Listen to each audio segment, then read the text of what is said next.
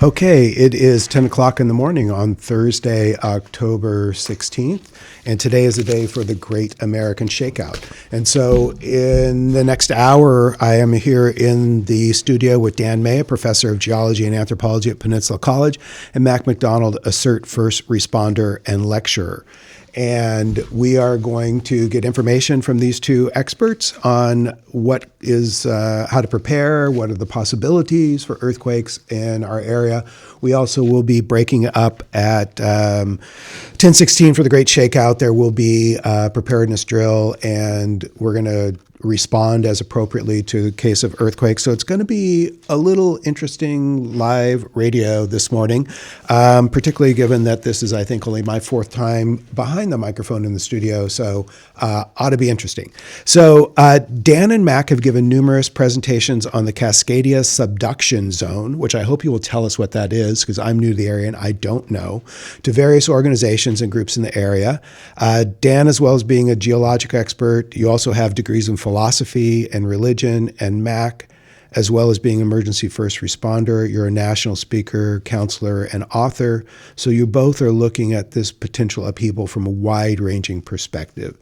Dan, first to you. We heard so much about the CSD, the Cascadia subduction zone, lying 100 miles off of our coast.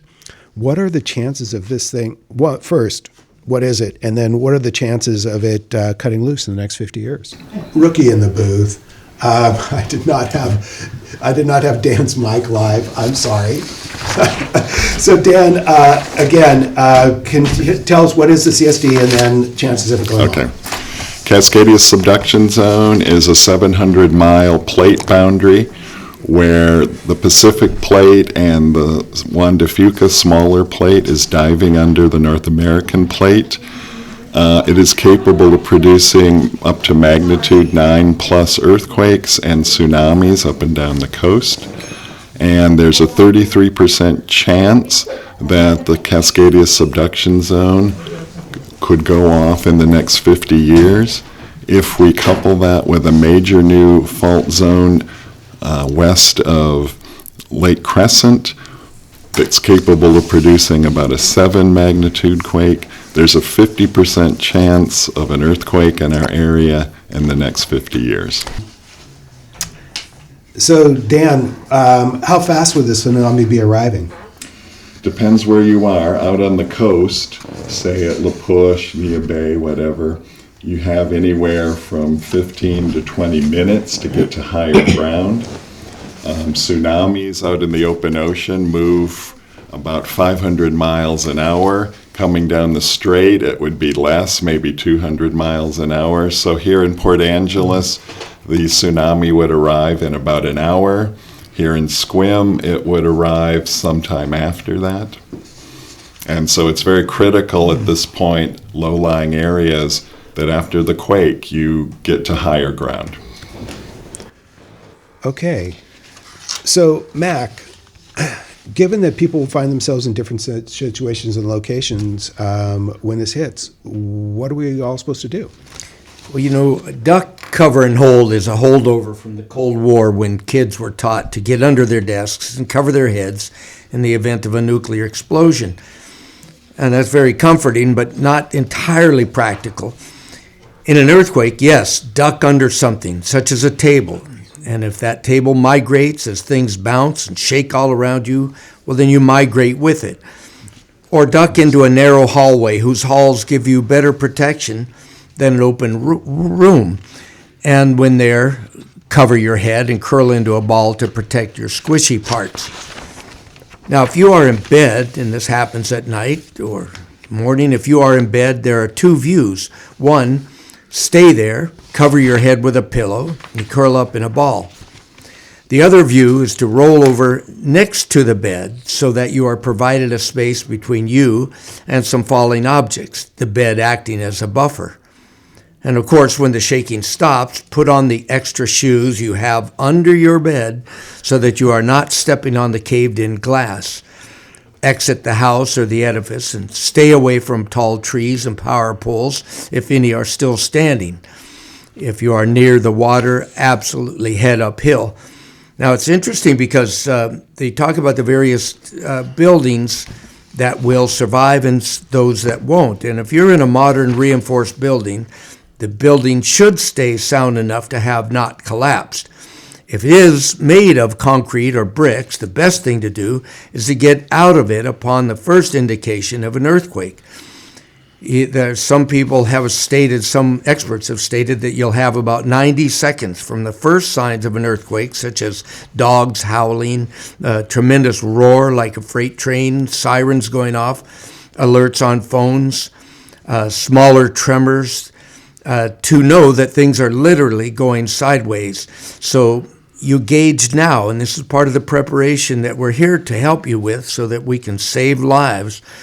Gauge now how fast you can get out of a brick building and locate yourself to the other side, perhaps of a parked car if you see one. Perhaps you're down in downtown Port Angeles with all those brick buildings around you, 3 stories high. Many of those will be caving in towards the street, so you want to put yourself on the other side of a parked car if you see one. But part of the building will cave down onto the street, so you want to be away from it. Okay, one interesting thing I picked up from that is, so I should have a pair of shoes under my bed at all times ready for my egress should anything happen. Yes, and it's also good to maybe have a crowbar or something in case the house shears a bit. You may not be able to get out the door unless you pry it open. Okay, so shoes and a crowbar. Okay, I'm going to have an interesting time explaining that one at home. Okay, so it comes down, and we want to get to higher ground. So, what do you do when you've reached high ground, and how do you know when you're high enough up? That again is going to depend where you are. Out at the coast, the tsunami could be 80 to 100 feet high, so you definitely need to find the highest ground possible.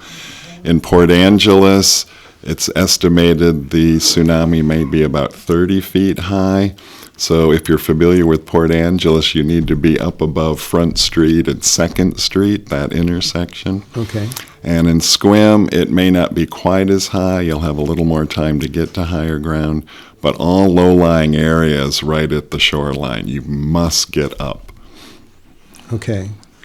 So I'm just thinking about personally, I live in, so areas with a high bluff, is that safer? It is, but there's possibility there might be rock falls or landslides right at the bluffs. Okay. But there's no evidence that the bluffs fail massively. They may just fail a foot or two back, a couple of feet back. Okay.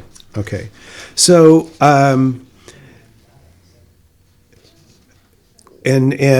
so we know so if we're familiar, we can know landmarks to look for. What if we're in an area we're not familiar with? How do we know that we're high enough? I could answer that. The interesting thing is that there are apps on phones that provide you your height above sea level. You find a compass, but they'll give you the knowledge of what the height is. And so, again, this is all in preparation. While we have cell service right now, because it'll be gone when this thing hits, the critical thing is to go out now and find out, well, where is high ground for me? Where is above 44 feet, at least 44 feet above high ground? And the critical thing is, so you find where that is, know your escape routes, have already gone online or gone to the library. We'll talk about where you can get information in a little bit. But where you can find this information in order to determine where is high ground, what is my escape route. And then when you're up there, as Dan was mentioning, when you're up at high ground, ask yourself, well, what's surrounding me? There are going to be aftershocks. This thing is called this will be known as a catastrophic earthquake. An 8.0 is a destructive earthquake, which will take your house down. A 9.0 is many, many, many times worse. So the critical thing is Find out where your high ground is, get up there, and then look at your surroundings. Are there power poles? Are there trees? Because the aftershocks, too, which will come, will knock those things down, so you want to be away from them. Okay. So, having come from an area where floods, flash floods, and fires were around, we had like some sense of warning. With an earthquake, none. So how do I be prepared? If I'm visiting the beautiful beaches here, what do I need to be thinking about? Let's say we're all out at Rialto Beach, a very popular beach. There is a slight hill there, especially near where the bathrooms are. You would want to scurry up that hill as quickly as possible. And by the way, you can't drive out. Bridges, the roads may be buckled. You're going to have to be walking, or in this case, running to as high ground as possible. In places on the south part of our beaches, Westport and Grays Harbor, there isn't high ground for miles. So that's going to be an issue. You've got about 20 minutes. At least one community out there has built a tsunami tower about 100 feet high. I would urge all those communities to think about tsunami towers, because you will not be able to evacuate in time. So I'm unfamiliar. What is a tsunami tower? It's a platform, basically, that would be above the tsunami level, and there'd be stairs up to it. Oh, a place for people to climb up to get... climb up to get out, because you're not going to have time in some of these low-lying communities, like, say, Long Beach, to get out. It's just not going to be possible. Okay. So people talk of coastlines dropping. Can you provide more information on that? From studies of earthquakes around the world, especially in the recent earthquake in Japan in 2011, the seacoast, depending roughly where you were, dropped about 5 to 6 feet at the coast. We're not in danger of that happening here in the Port Angeles Squim area, but out on the coast you are, which is only going to make the tsunami come in much further than it would normally with this rush of water. And so that's a real issue out at the coast.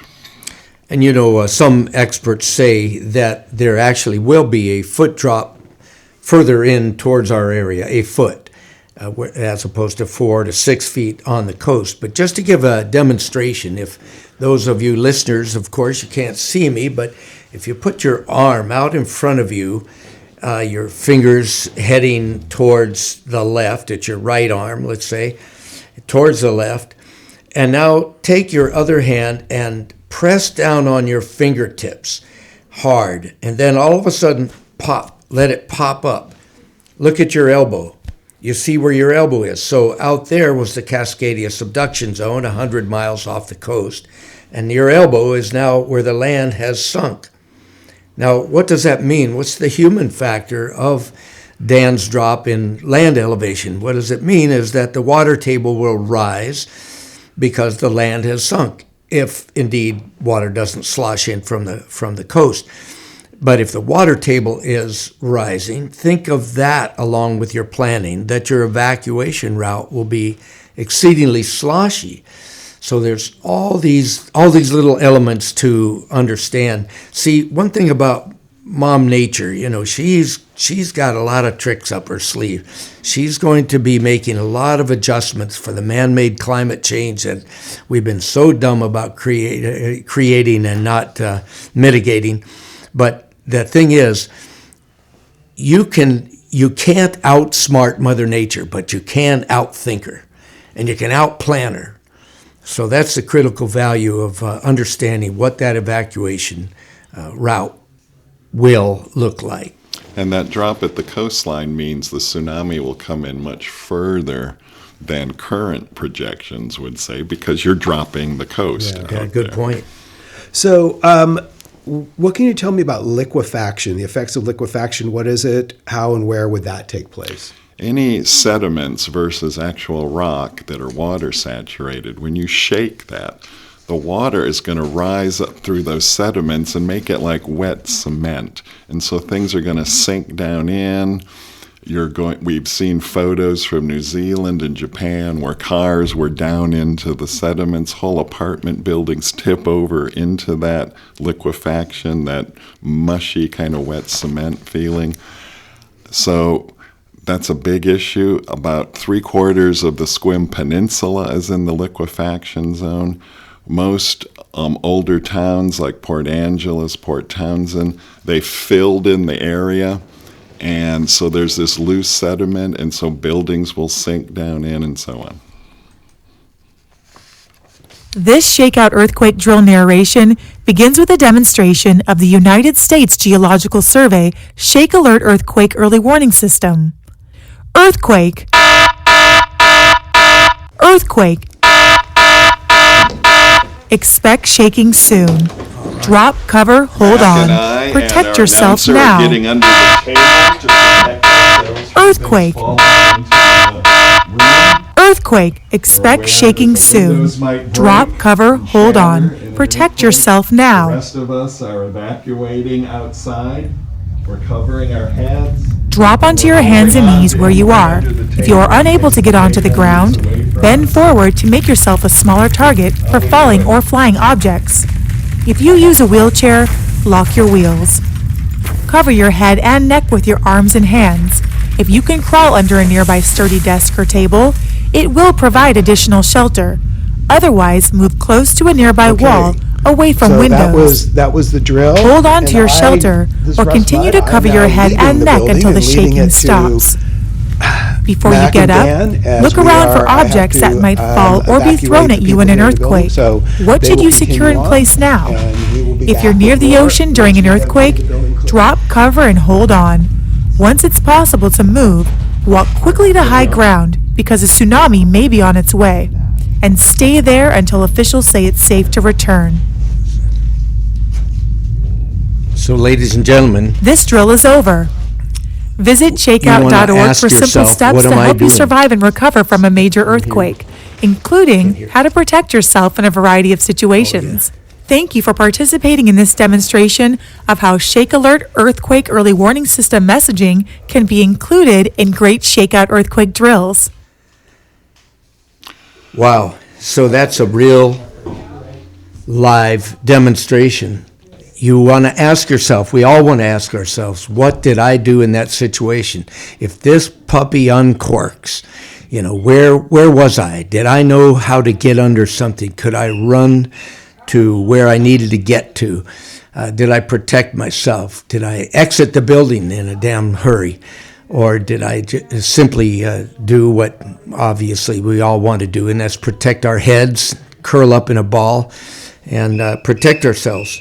Get under a table or get under a door frame. By the way, the shaking is estimated to last for about 5 minutes. There'll be material falling from the roof. If you're outside, bricks, shattered glass will be happening.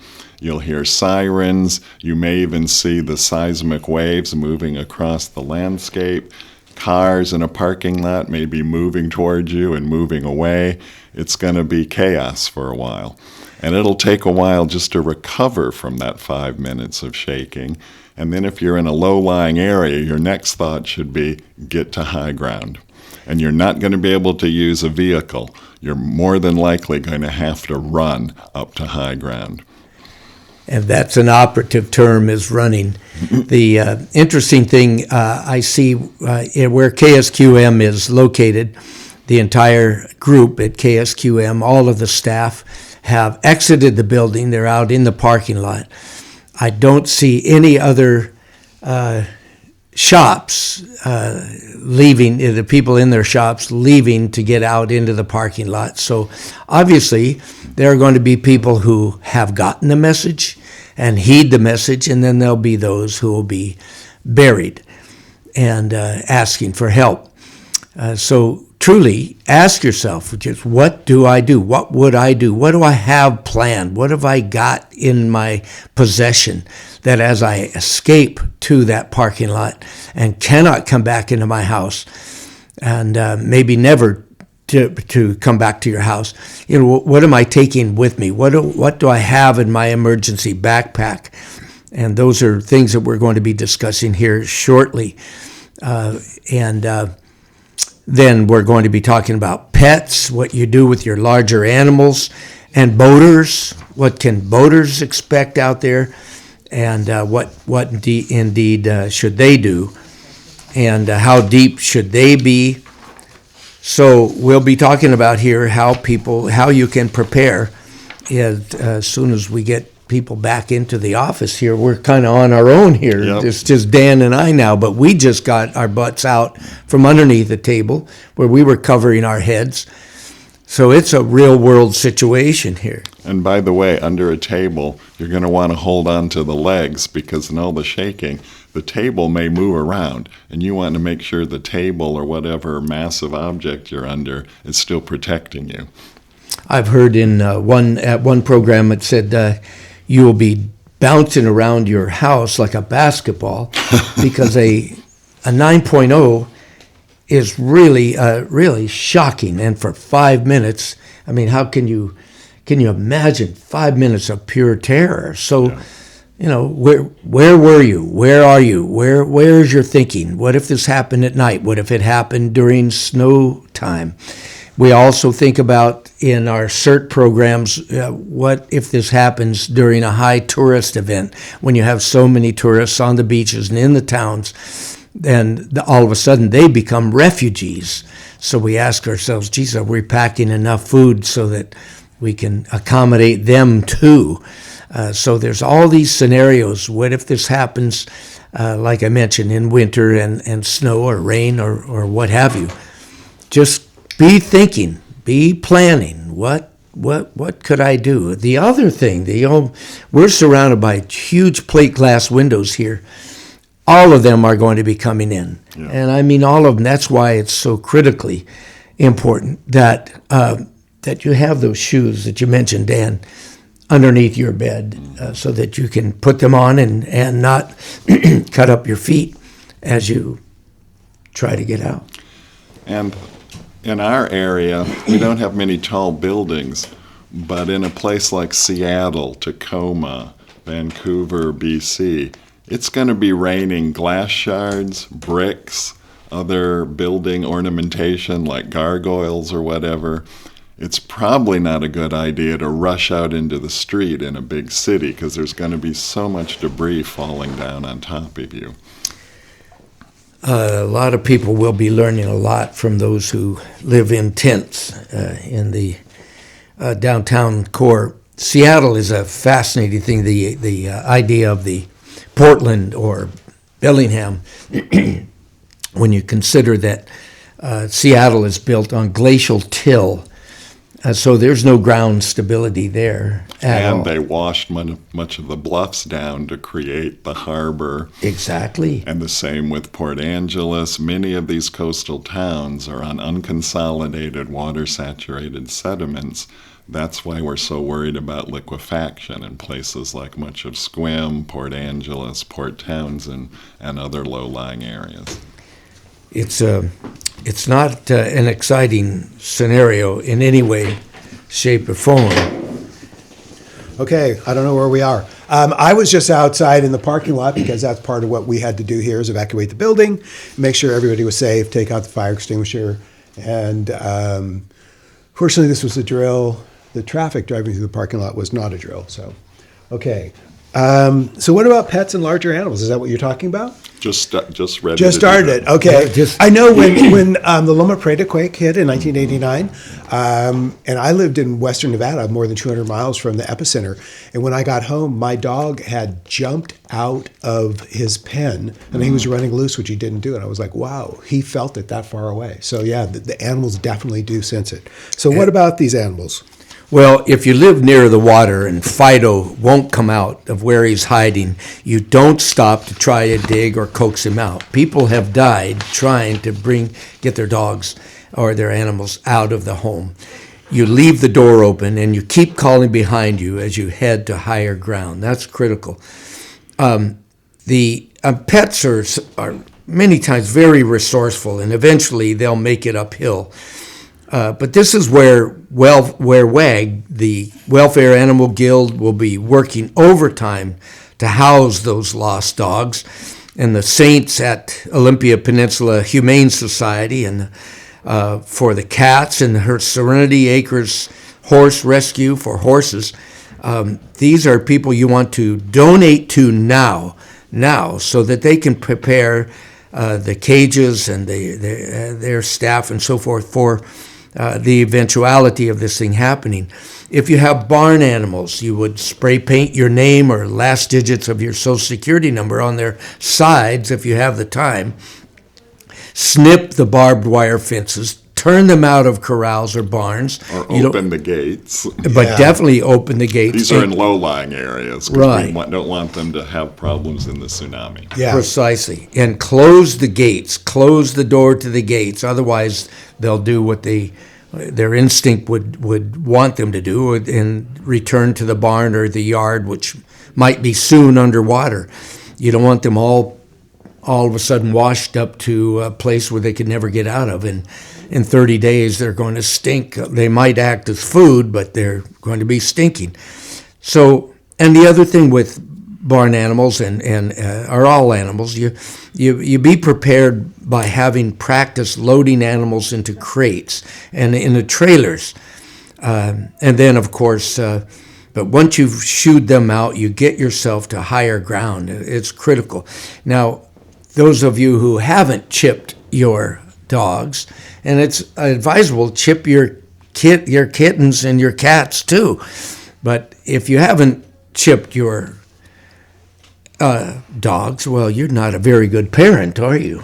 That's what the critical thing is, get them chipped so they can be identified later. Okay, so what happens, Dan, if I'm out on the water? Because a lot of people spend a lot of time out on the water here, and this happens. What can a boater expect after earthquake and a first tsunami? If you were, say, out in the Strait of Juan de Fuca, it's deep enough that you wouldn't even notice the tsunami waves coming through. So if you're already out on the water, probably best to stay out there, because think about, the earthquake is going to damage so much of the infrastructure, including the marina, the docks, the piers, and so on. As the tsunami waves recede, they're going to take all this debris out into water areas.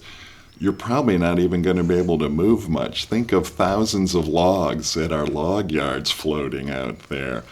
Pieces of homes, vehicles, boats, and unfortunately dead bodies and people struggling. It's going to be a real nightmare, and you're probably not even going to be able to get your boat back to land for a week or more. And that also means you're going to need fuel, you're going to need water out there. It's not going to be an easy situation. And furthermore, if you're just about to leave the marina, just leave the boat behind.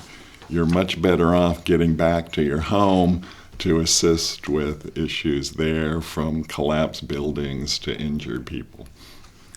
So if you are deeper water, better than shallow water? You want to be in deep water. There you won't even notice the tsunami waves. Near shore, you'll get caught up in these. And there's videos on YouTube and elsewhere from Japan where you see these huge waves coming in that could capsize your boat. Okay.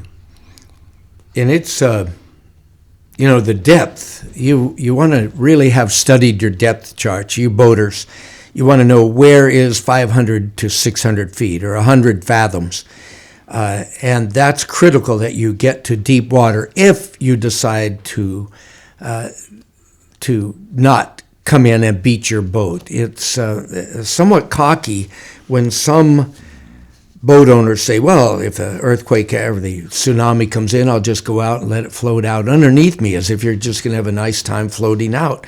Because you got to understand that there's this entire flotilla of destruction that's coming out to meet you, and it could be full of toxic this and that. The word deadheads will become an entirely different meaning out there because of everything that will be coming out. Don't forget, a tsunami is not just a one-wave item. Think of taking a bathtub full of water and go to the end of it. Maybe it's one of those freestanding tubs, and pick it up. And at one end, all of a sudden the water is heading in that direction. Well, understand, it's not just waves going, it's the whole ocean going in that direction. And it'll be a succession of waves that will also then bring all the debris back out into the water. Precisely. It's not just one wave. It can be up to 9 waves over the course of eight hours. You being new to the area, it's kind of interesting to think about the fact that a tsunami is not a standalone item. It is coming in at 8 more. Again, Mom Nature have these tricks, but one of the keys to remember is if you have to be out there, understand that there's going to be currents that will be strange. Whirlpools, we saw this in Japan. Absolutely. The sides of the Salish Sea throughout here and into the islands, the San Juan Islands, Canadian San Juan Islands and American. You have all the landslides coming down into the water. You have the landslides underneath the water coming in and smashing the currents in ways that will tax your navigational prowess to its maximum. And again, as Dan said, there's just no place to bring your boat back to. If you're out of gas out there won't be anyone coming out to help you. Also, there's this flotilla of toxic destruction floating back out towards you. So, and things that go bump in the night are not things you want to wake up to. But, if there's no time to get back in, then of course get out to deep water. Know your depth charts. Carry extra supplies from now on in your boat. Make sure you can receive tsunami warnings when you're out on the water. These will be broadcast on Marine VHF Channel 16, and you know that being a boater. Carrying extra NOAA radio. That NOAA radio is a great idea for everybody to have, but especially out there. And update all of your supplies in your go bag. If you have to abandon your $200,000 vessel, just understand that you have $1 trillion family to care for up on land. The key is to realize that it is best to get into land and uphill, and then have all of the boat's papers and pictures on your thumb drive, which I'll talk about, the thumb drive that you will be packing into your backpack, so that if they find your boat somewhere down in Olympia, you'll know how to identify and claim it. Okay. So you told us about one that was absolutely new to me, about keeping the shoes under my bed and the crowbar. How else should people prepare for this? There's various discussions about this, but you probably need here 3 to 4 weeks of food, water, things of that sort, because supplies will not be coming to our area for several weeks probably. There'll be some supplies coming in within a week, but it won't be enough to cover just basic needs. You want to think about other things like antiseptic solutions, like Benadine is a very good one, because a lot of people in Hurricane Katrina died from relatively minor cuts and wounds because of toxic waters they're wading through, and think about it, if you're in a big city, there's going to be overflow from sewage facilities, from oil and gas storage facilities, chemicals facilities, so you're often going to be wading through or dealing with a real mess out there. And so you want to have some basic medical supplies, bandages, antiseptic, things like this. And all those packed like in your go bag? Yeah, that would be in your go bag. You probably want to have also photos of all your medications, because for quite a while we won't have medications coming in, but at least if you can show photographs of your medications, that gives the emergency pharmacy an ability to refill your prescriptions. You want to have a 30-day supply of your medicines in your own backpack, and your kids' medicines and your pets' medicines. A thumb drive that you should right now create a thumb drive of copies of your important papers, your birth certificates, your insurance, real estate, ownership papers, family pictures. And you can look all that up online, and we'll talk about where you can find all this information too in a little bit. But the critical thing is to have these things and then refresh them. Check your batteries. Check the batteries for your flashlight that you will have in that backpack. And every 60 days, swap them out. It may look bright. Swap them out anyway. Swap out your medicine so that they're fresh, but have them in your backpack. And for your kids, add some candy, add some games, a pack of cards. Again, photos of your house contents, a picture of the boat you had to abandon, pictures of pets and animals. And me being a good Scotsman, I have a flask in my one of my several backpacks. So I'm a great Scotsman, you know. So we need to find Mac when this comes down. That's right. That's right. Well, for a couple of nights anyway, it'll be. The key is to understand that you'll be out in the woods. You'll be out somewhere where you're going to want some little bits of entertainment, you can go online or stop by the fire department to pick up brochures that describe what needs to be contained in your emergency backpacks.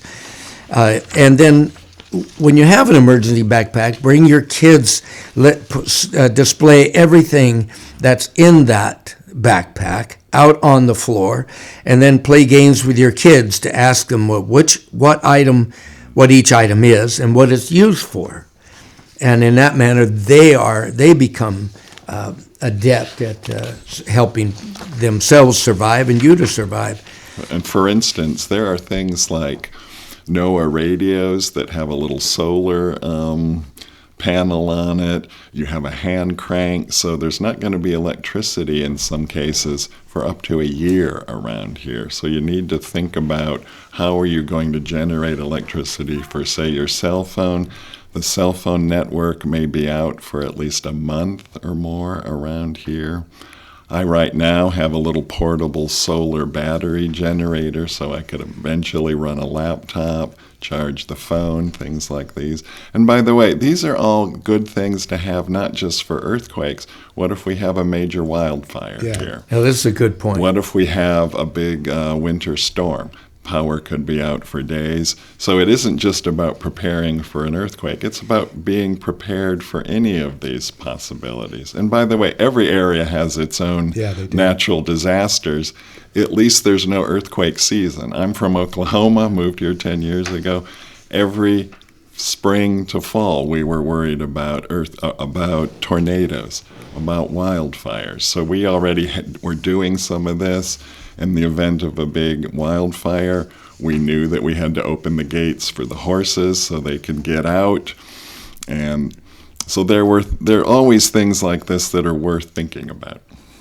I know, and having come from an area with flood and wildfire issues, and being a native of San Francisco, like the earthquake, the thing about scary about earthquake is there is no advance warning, right. There is no season. We used to joke. Well, you're the geologist. We used to joke about this is earthquake weather, but I think that's just some nonsense. And by the way, it could happen a second from now, or it might not happen for another 100, 200 years. The state of earthquake prediction is still in its infancy. All that we can do is think about long-term risks. We're not at the place, and we may never be, where we can issue a forecast it will happen in the next month or the next weeks. And the operative point there is, critical point is, it could happen tomorrow. Yeah. Any kind of emergency could happen. You mentioned cell phones and a solar battery for electrical storage to power things like cell phones and laptops is also a good idea.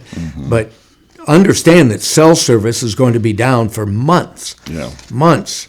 However, interestingly, I just learned this a few days ago, the newer smartphones, particularly the iPhone 14 and newer, and the Google Pixel 9, have integrated satellite messaging capabilities that can be used in emergencies.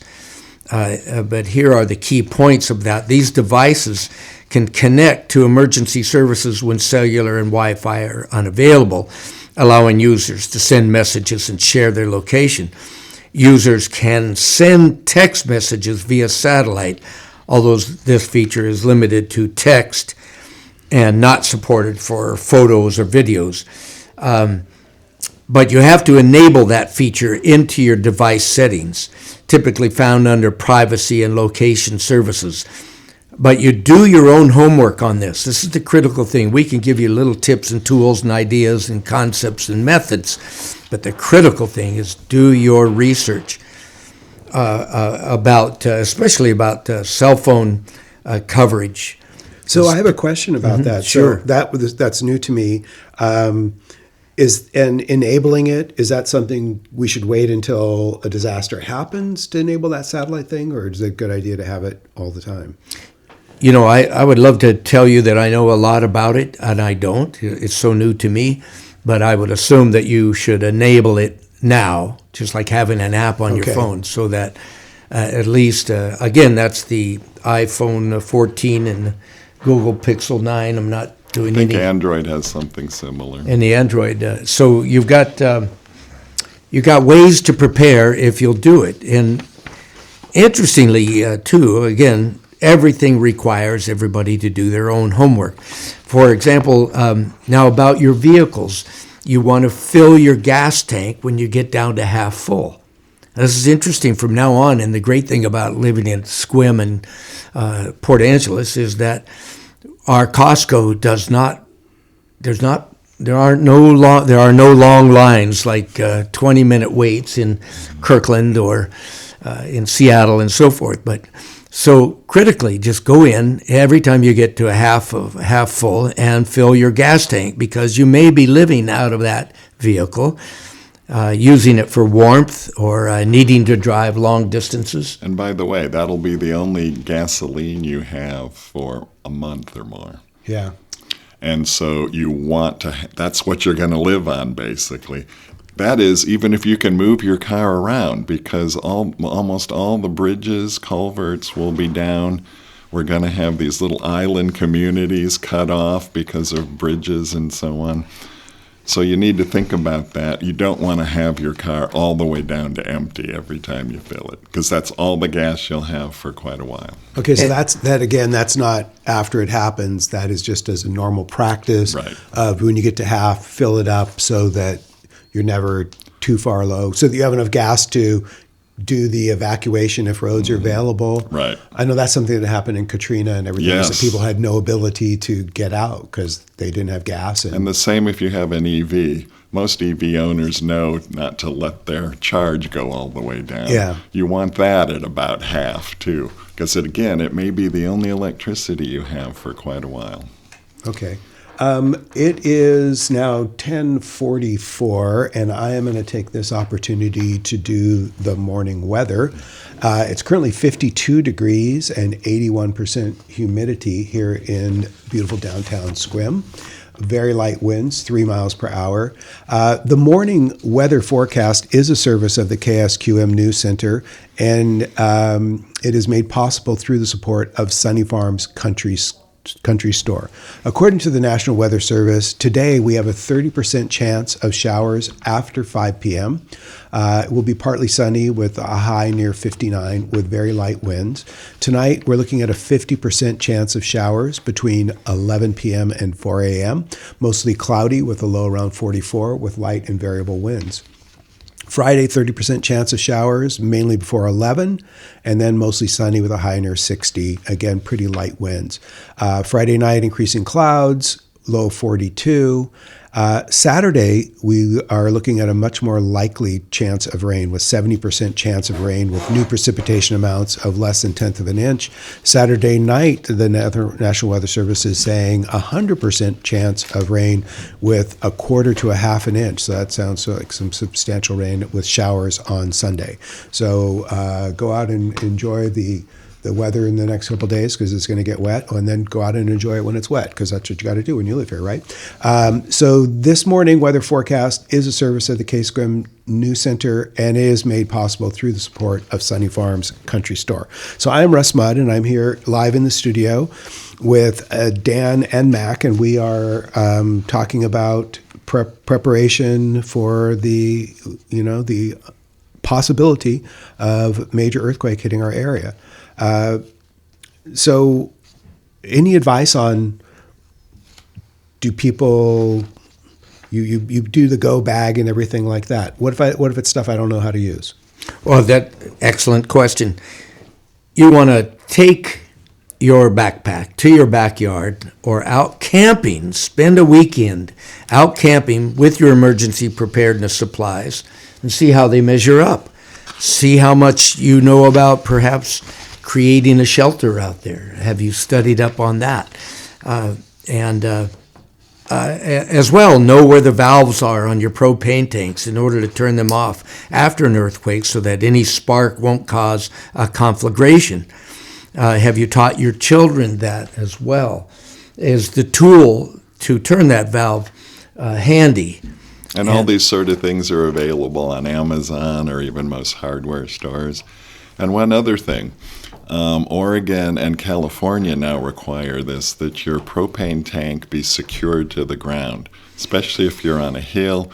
That will become a rolling bomb in an earthquake. And it's all the natural gas you'll have until supplies come in. So you want to secure that because that may be the only way, if your gas stove still works, to provide either cooking or heat. And you've speaking of strapping things down, you've already strapped your home to its foundation. Right. There's all sorts of things you can do to retrofit an older home. The current building codes already have some of this if your home has been built after about 2004. But there are ways, and there are companies right here in Sequim that can help you retrofit your home. The idea is if you can make it your home on the foundation, the concrete foundation, one structural unit, it's less likely to shear or break off that foundation. And as some people have said, you can at least camp in your home. You've got some shelter after an earthquake. This just made me think about the idea of filling your gas tank on your car when it's half.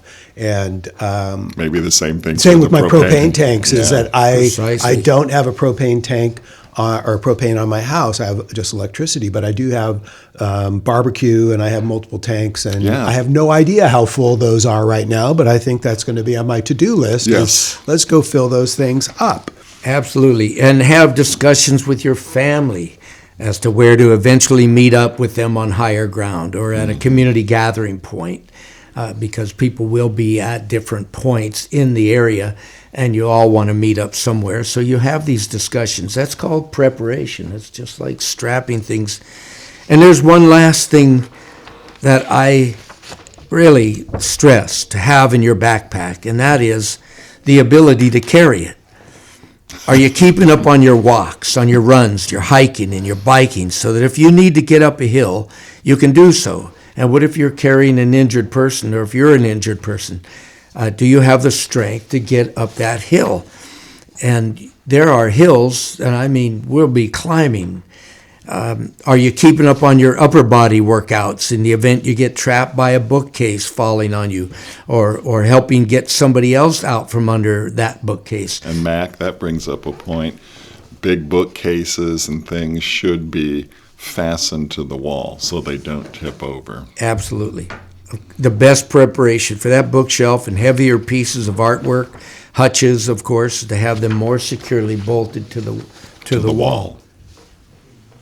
Okay, and Mac, you are with CERT, C-E-R-T, and I don't think we've talked about what is CERT and what is their role in the event of a disaster. And I'm also a CERT member with the college. Okay, I didn't. And so what is it, and how do they interact with local law enforcement, fire? Well, I'll tell you this about CERT, and I think it's critical that we look at those people. I can't stress enough the heroic nature of CERT members. And what does it stand for, Matt? CERT, which is Citizens Emergency Response Teams. Okay. Drilling as they do, meeting every month to hone skills in order to rescue people from their homes, apply first aid, and comfort the distressed. These are heroes in training, truly. They perform triage, evaluate the seriousness of wounds or life-threatening issues. They check for respiration and shock, bleeding, broken limbs. And you learn by joining CERT how to treat some of those wounds until the survivor can be gotten to more professional help. I mean, we have learned how to use various nozzle sprays from the fire department hoses, how to break into homes, even how to flag in a helicopter. If this little rascal lurking off our coast decides to uncork, and it will, you will hear about CERT members, a Churchillian quote, "Never was so much owed by so many to so few." So I recommend to everybody who is listening, join CERT. Join now. And I'm going to give you a couple of, you want to have a pen and paper ready here. If you can go grab a pen and a pencil, a pen and piece of paper to jot down a couple of numbers. It's really critical. In SQUIM, if you want to join CERT, which you want to, call Cindy at 360-504-2531. That's 360-504-2531. At least join what is now called Clallam Ready, which used to be called Map Your Neighborhood. It's no longer called that. It's called Clallam Ready. So you can tell rescuers who is home or who is not, who might be invalided and needs help or not, saving many of our rescue time. And they also help you bond your neighborhood. But you want to call Eileen or Dolores at Clallam Ready at 360-670-0439. And is that an app, or is it just like... No, it's an actual phone line. You can talk to an actual person, Eileen or Dolores at Clallam Ready, 360-670-0439. And they are listed on the SQUIM city page, the city government page, as Clallam Ready. In Port Angeles, the sign-ups are handled through the very capable coordinator, Justine Chorley, at the Clallam County Emergency Management Agency. Now, her number is 360-417-2525. So her number again is 360-417-2525. And there's so many other places to get this information. You can go to the library, go to the fire departments. They have kiosks full of brochures. And Dan, your wife, Phyllis, she's the commissioner for the PUD. So the PUD office or website has all sorts of information on not just earthquakes, but wildfire preparations and so on. And there's a really good one on the PUD website. It's called Complete One Activity a Month to prepare you and your family for a whole year. And there's simple things you can do each month, because it's overwhelming sometimes to think about all this. Also, the county has a website on emergency preparedness. Port Angeles does. And many of these organizations have links to earthquakes, tsunamis, all the information you could possibly need. And again, if you're not computer savvy, as Max said, the county, the library, fire departments all have this information in brochures as well. Okay. What about like alerts on phones? Do you have to sign up to do that, to get alerts? Yes, but there are apps for that. Okay. And yeah, all of this is a good preparation. And again, it's not just for earthquakes. It could be for wildfires. It could be for big winter storms. So it's always good to be aware of what information is available out there. Okay. So that's a note to myself, because like I said, I've recently moved here, and I had that in my previous location, but I don't know that I'm up to date here, so I'll have to really investigate and explore Yeah, that. so to these make are sure. just good things to do no matter what.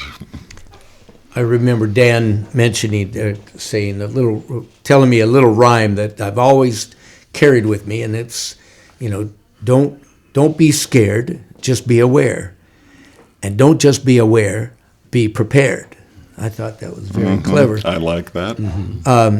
And Dan, you came from a fairly arid area, as did I. We're both from less beautiful places. He from Oklahoma and me from Nevada. And we're not leaving. No. This is not an alarm to say, hey, you should leave this area, because this is an area we would not trade for anywhere else. All places have natural disasters. Why not at least live somewhere beautiful, healthy, which I think the Pacific Northwest fits that. I deliberately moved here knowing that there were earthquake risks. As Dan says in many of his geological classes, this area was born in violence. The entire ring of fire going all the way from Indonesia, all the way around the Aleutian Islands, coming all the way down towards Chile. This is just full of earthquakes, full of violence. I mean, it was formed out of violence, which gives us the phenomenal beauty we have. That's the good news. The bad news is it's still violent. And so what we do is we get prepared for violence to a degree. And the last thing truly that I want to say is that, there are three types of people on the planet: those who make things happen, those who watch things happen, and those who say, what happened?